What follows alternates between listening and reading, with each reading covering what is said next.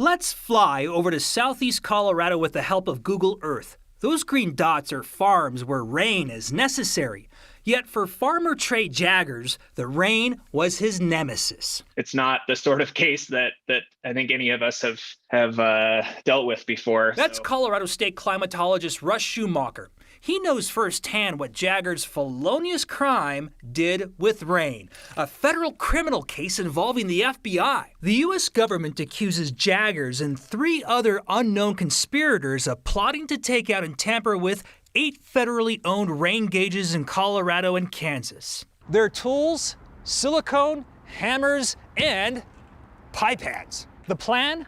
Block rain from falling in these rain gauges. The motive? Actually make it rain money. Let's explain.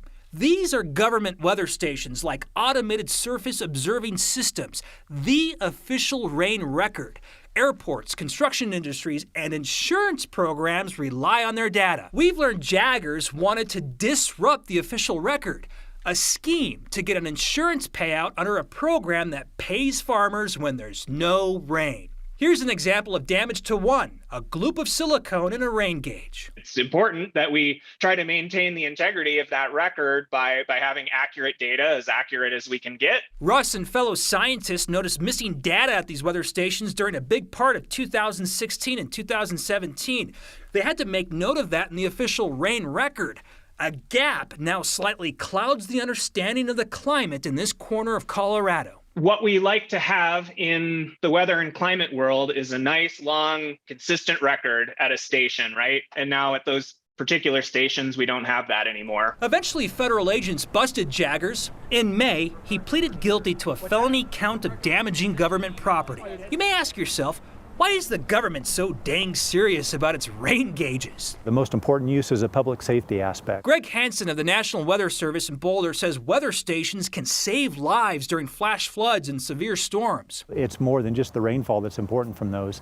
There's other data that can really affect safety of pilots, in addition just to the overall public safety mission that we have. The court has ordered Jagers to pay more than $11,000 in damages. A pie-in-the-sky plot ending with a farmer now felon who wanted a slice of cash, but now has to pay his piece. Through his attorney, Trey Jagers sent us a statement saying, "I pled guilty in court because my involvement in this case was wrong. I regret my actions and will work to make amends for the harm I have caused." Jagers could face up to 5 years in prison. He is expected to stand before a judge in September for his sentencing. Well, if you know the rural counties, water is money. And whether you're a farmer or a rancher or anything, that water translates directly into whether you make it or don't make it. And it's life Yeah. down there. Yeah. It's life down there. And if you don't get water, you're not going to grow food. And if you're not going to grow food, you're not going to get money.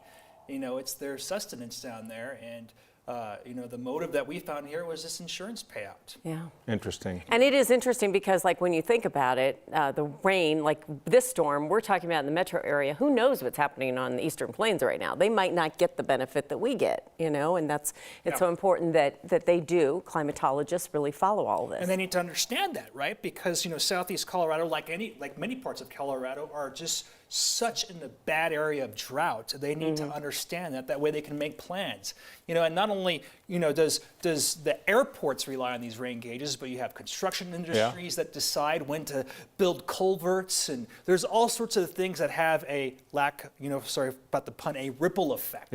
On the record. Well, then there was clearly intent, and there was something, an understanding of what they were doing that certainly didn't help them ultimately in court. And I should say that he's the only one charged for right now. There were 3 other conspirators that were part of this plot. More to come. There's potentially more to come. All right, Jeremy, thanks.